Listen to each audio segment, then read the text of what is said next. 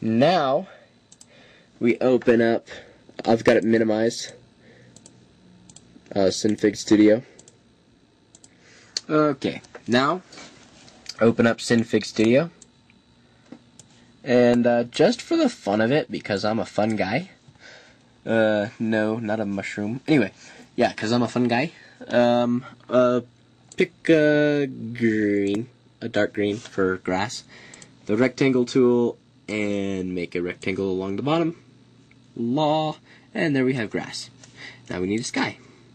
Sky! There, blue and green. That's the sky. Okay, now come up here to this arrow. That is our carrot menu, I think it's called. Click that, File, Import. And then this pops up, and it should by default have my pictures. Go ahead and click blob.png and click Open. Now we have blob. Woo! Okay, now go to the normal tool, which is right there, the arrow in the blue circle, and click on the blob.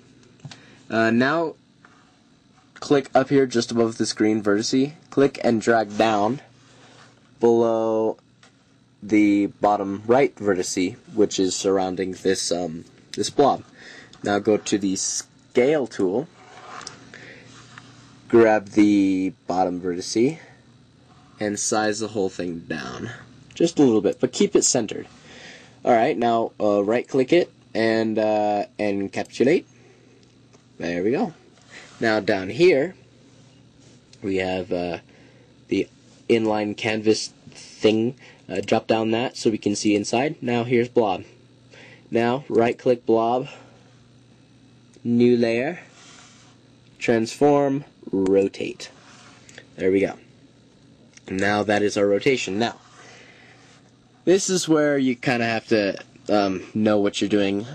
Where's my cursor? There we go. Wherever this green dot right here is, this thing will rotate around that green dot.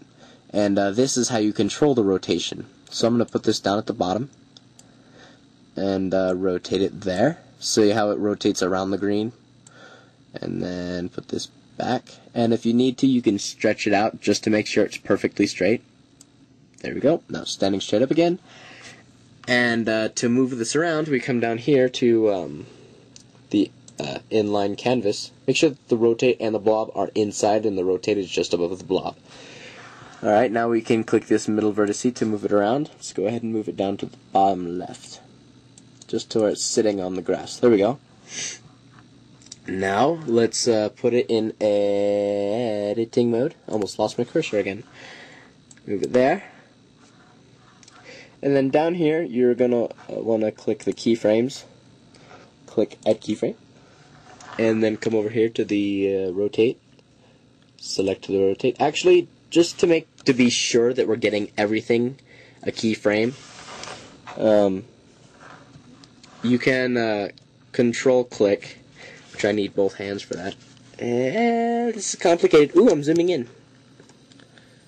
Haha, I've done it. Okay, control click your blob, your rotate, and your inline canvas right there. Now we can edit all of those things at the same time. So there's our blob vertices, there's the canvas vertices, and our rotate vertices. Now, on frame 1 still, we click add keyframe. But we already added one, so we can go ahead and close. Where's my cursor? There we go. I keep zooming in, that's kind of funny. Anyway, now let's move ahead to 2 seconds.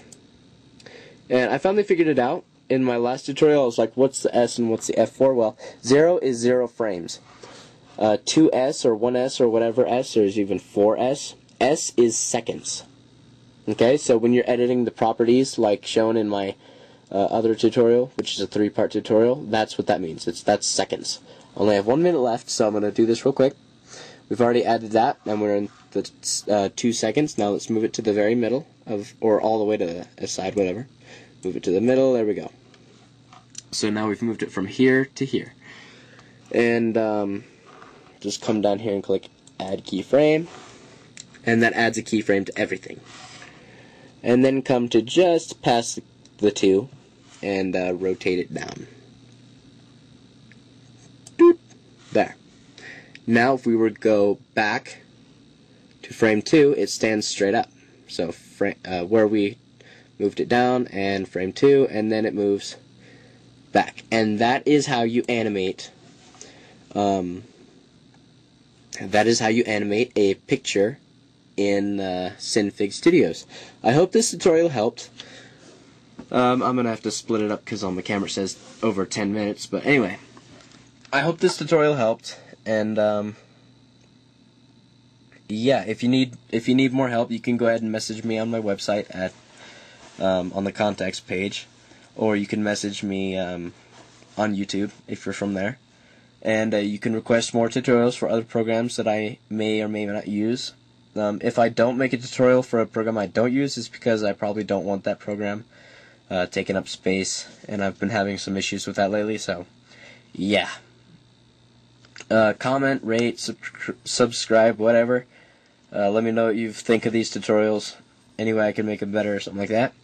And just thanks for watching. I'm going to stop now because I feel like I'm rambling. I'm not just rambling, I'm mumbling.